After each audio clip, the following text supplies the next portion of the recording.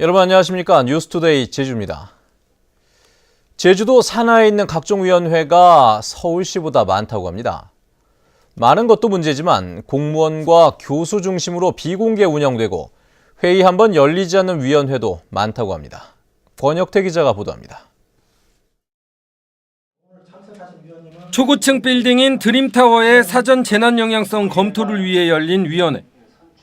주민 생활에 영향이 큰 만큼 많은 관심이 쏠렸지만 회의는 비공개로 진행됐습니다. 의원님들이 비공개로 진행해야 회의가 원활히 된다고 해가지고 의원님들의 의견을 존중해야 할 겁니까, 위원장이? 법률에 의해 시민과 전문가의 정책 참여를 보장하고 관료 중심의 행정에서 벗어나기 위해 만들어진 것이 각종 위원회입니다. 이 같은 위원회는 제주도에 모두 171개, 서울시 136개보다 많습니다. 문제는 위원회 구성입니다. 인사나 예산, 허가 등의 의결권을 가진 이른바 핵심위원회를 보면 전현직 공무원과 교수, 도의원 비율이 61%에 이릅니다. 관피아, 학피아 논란이 제기되는 대목입니다. 비판 없는 협력자, 우리가 거수기 역할을 한다고 그러죠. 이제 그런 어떤 이 위원회로 이제 구성하기 위해서 구성을 해서 지금까지 운영했던 부분들이 좀 보이고요. 부실한 운영도 문제입니다. 전체 위원회 가운데 1년에 3차례 미만 회의를 연 위원회가 전체의 60%가 넘습니다. 위원회 운영이 부실 운영되고 있는 것이 사실입니다. 앞으로 위원회 구성은 공모를 통해서 이 위원회를 구성을 하고 또한 그 지역 주민들이라든가 전문가 또한 그 여성 비율을 높여나가겠습니다. 제주도는 이미 지난 2008년 위원회 난립을 막겠다며 위원회 신설 심사제를 도입했지만 120개이던 위원회는 오히려 171개로 늘어났습니다. 협치를 전면에 내세운 민선 6기 도정이 이번 약속을 얼마나 이행할지 지켜볼 일입니다. MBC 뉴스 권혁태입니다. 베테랑 소방관이 목숨을 잃은 이번 단란주점 화재는 유독가스가 빠지지 않아 일어난 안타까운 사고였습니다. 그런데 노래방 기계를 사용하는 업체들이 소음 규정을 지키기 위해 창문을 모두 막고 있어 제2, 제3의 비슷한 사고가 우려되고 있습니다. 김찬년 기자의 보도입니다. 불을 끄던 소방관이 목숨을 잃은 서귀포시 모 단란주점 화재 현장. 창문은 합판과 부직포 등으로 겹겹이 막혀 있습니다. 결국 유독가스가 빠지지 않아 안타까운 인명피해로 이어졌습니다. 다른 단란주점은 어떨까? 제주 시내 한 단란주점. 밖에서는 창문이 보입니다. 하지만 안으로 들어가 보니 합판으로 모두 덧댄 것도 모자라 장식물로 막아놨습니다. 1층으로만 딱 있는 데서 사람들이 노래 소리랑 시끄러워서 우리는 얘기 들어오고 막 난리 났고 가게 전부 대부분이 다 이렇게 돼 있어요. 소음진동관리법상 외부로 55데시벨 이상 소음이 발생하면 시설 허가가 나지 않기 때문입니다. 단란주점이나 유흥주점처럼 노래방 기계를 사용하는 업체들은 대부분 창문을 막아놓거나 지하에서 영업을 하고 있어 불이 났을 경우 큰 인명피해로 이어지고 있습니다. 건물 내부가 밀폐돼 외부에서는 불이 한참 번진 후에야 알 수 있고 유독가스가 전혀 빠져나가지 못하기 때문입니다. 손님들이 유독가스 때문에 또 질식하는 염려가 있고 대피하는 데 어려움이 있습니다. 또한 소방대원들이 진입했을 때 유독가스로 인한 또 화재 진압 및 인명 구조에 많은 어려움이 있습니다. 허술한 안전관리 규정도 문제입니다. 바닥 면적의 30분의 1만큼만 환풍구가 있으면 되는데 30평 건물에 가로 세로 180cm 크기의 출입문만 있어도 된다는 얘기입니다. 또 지하의 경우에는 스프링클러만 설치하면 환풍시설을 갖추지 않아도 영업이 가능합니다. 결국 소음 규정 때문에 사람의 목숨이 달린 안전은 뒷전이 되고 있습니다. MBC 뉴스 김찬년입니다.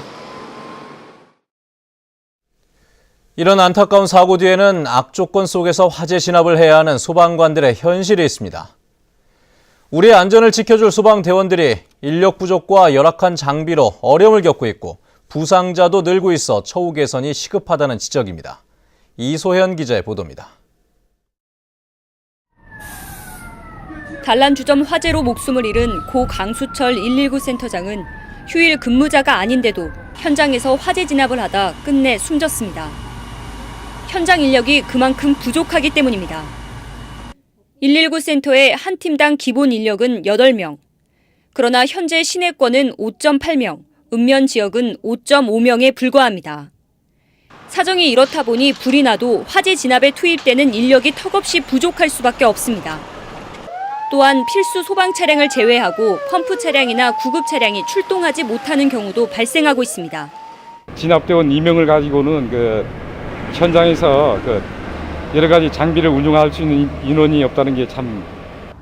또 열악한 소방 장비로 소방대원들의 안전마저 위협받고 있는 실정입니다. 소방관의 필수 장비인 방화복의 경우 내구 연한이 3년이지만 42%가 내구 연한이 지났습니다. 나머지 헬멧과 공기호흡기 등 개인 안전장비는 여유분이 없어 목숨을 담보로 화재 진압에 나서야 하는 상황입니다. 예산 확보를 해서 우리 소방관들의 열악한 환경을 개선해 주는 게 최우선이라고 이렇게 생각이 들어집니다.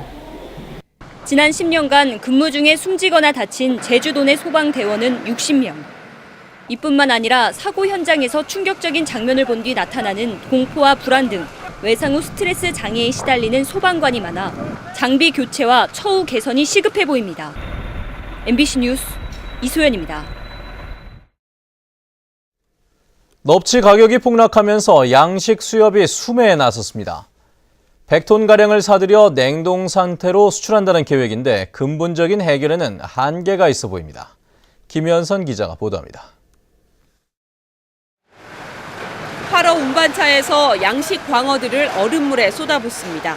냉동하기 전에 최대한 신선한 육질을 유지하기 위한 방법입니다. 광어를 냉동하면 활어 가격의 절반 수준으로 떨어지지만 소비량이 워낙 줄고 값이 폭락하자 양식 수협이 고육지책을 쓰고 있는 겁니다. 키로부터 키로 100 사이즈 보유량이 가장 많습니다. 이 사이즈를 일시에 한꺼번에 드러냄으로써 가격 지지 효과가 기대됩니다. 요즘 양식 광어 판매 가격은 킬로그램당 8,000원 선, 생산 원가인 10,000원에도 미치지 못하고 있습니다. 일본 방사능 유출 여파에 세월호 참사 등으로 소비는 위축된 데다 공급량은 20%가량 늘면서 지난해보다 가격이 30% 이상 하락했습니다.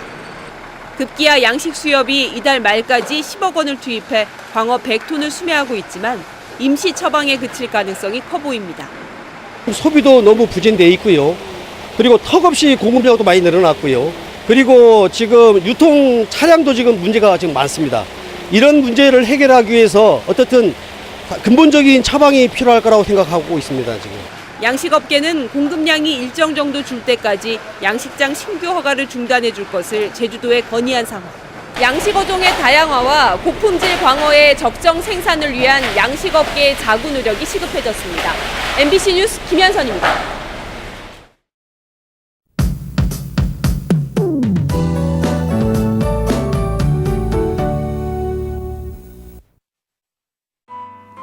네, 어제 많은 비가 내린 뒤라 그런지 오늘 아침 공기가 더 상쾌합니다. 오전까지는 빗방울이 떨어지는 곳이 있겠지만 활동하는 데 큰 지장은 없겠는데요. 다만 습도가 높기 때문에 불쾌지수도 덩달아 높은 단계까지 오르겠습니다. 내일은 장마전선이 점차 물러나겠고요. 낮부턴 기온이 오르면서 뜨거운 날씨가 예상됩니다. 다음은 자세한 지역별 날씨입니다. 출근길 북부 지역의 기온 23도에서 24도, 낮 기온은 26도에서 27도로 어제보다 조금 높겠습니다. 서부 지역의 기온 23도 내외로 출발해서 26도 안팎까지 오르겠습니다. 네, 현재 안덕과 남원의 기온 23도, 서귀 24도 보이고 있고요. 낮 기온은 25도에서 26도가 예상됩니다. 동부 지역은 평년 기온을 2도에서 5도가량 밑돌면서 오늘도 큰 더위는 없겠습니다. 네, 성판하게 현재 기온 21도 나타내고 있는데요. 어제 내린 비로 인해 지반이 약해진 상태라 산행하실 때 안전사고에 유의하셔야겠습니다. 섬지역도 하늘에 먹구름이 잔뜩 낀 가운데 예년 이맘때보다 3도가량 낮은 기온을 유지하겠습니다. 네, 해상에는 물결이 잔잔하게 일겠습니다. 현재 대부분 공항에 옅은 안개가 낀 모습입니다. 네, 내일부터는 기온이 꾸준히 오르면서 본격적인 무더위가 이어질 전망입니다. 날씨였습니다.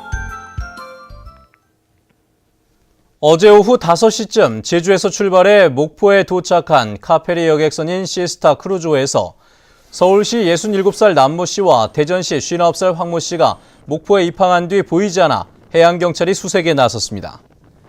해경에 따르면 같은 방을 쓴 이들은 승선할 때 CCTV에 모습이 찍혔지만 하선할 때는 보이지 않았고 갑판에 신발 등이 있는 것으로 미뤄 바다에 추락한 것으로 보고 있습니다. 제주국제대학교 총장 공모에 모두 3명이 지원했습니다. 제주국제대학교 총장 후보자 추천위원회는 총장 공모 마감 결과 관광경영학과 김봉진 교수와 레저스포츠학과 정구철 교수, 고충석 전 제주대 총장이 지원했다고 밝혔습니다. 국제대학교는 모레 서류 심사와 오는 28일 정책 토론회를 거쳐 복수 후보자를 이사회에 추천할 예정입니다.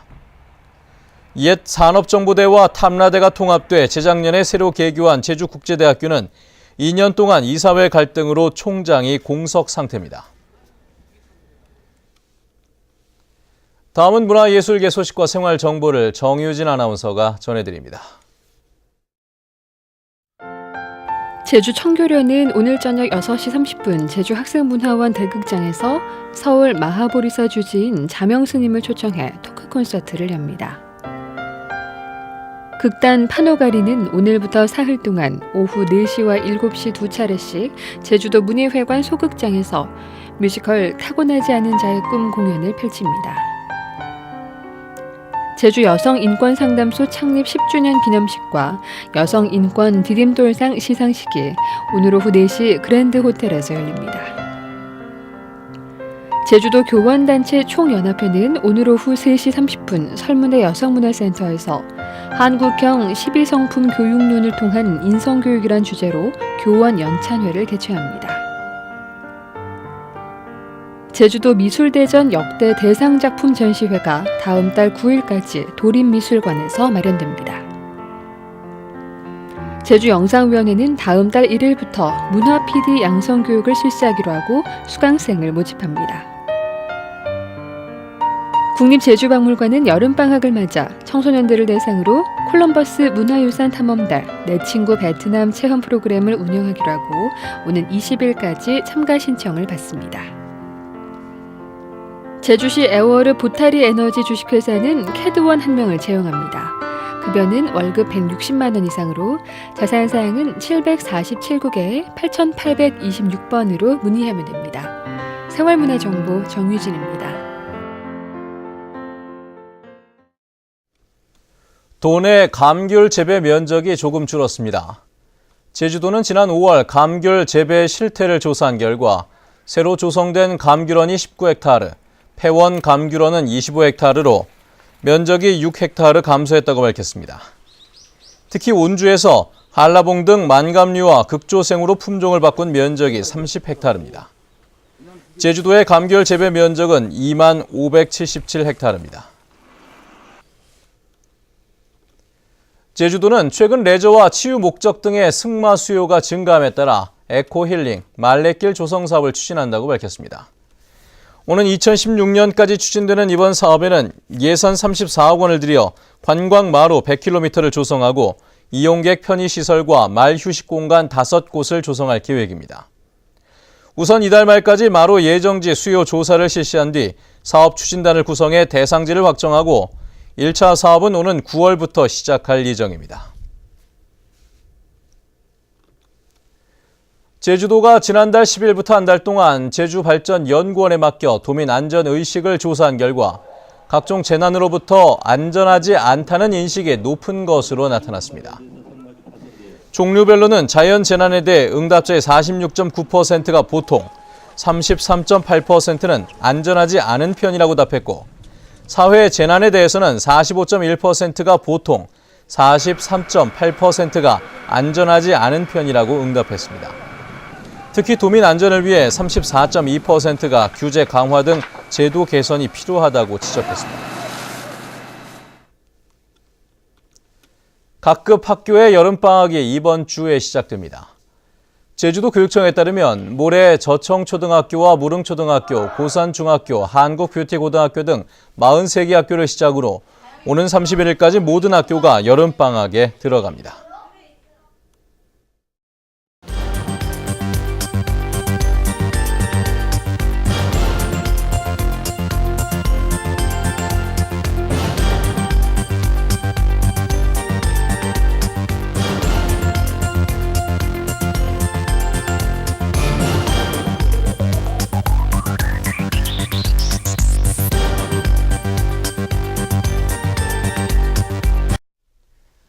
네, 뉴스투데이 제주를 마칩니다. 시청해주신 여러분 고맙습니다.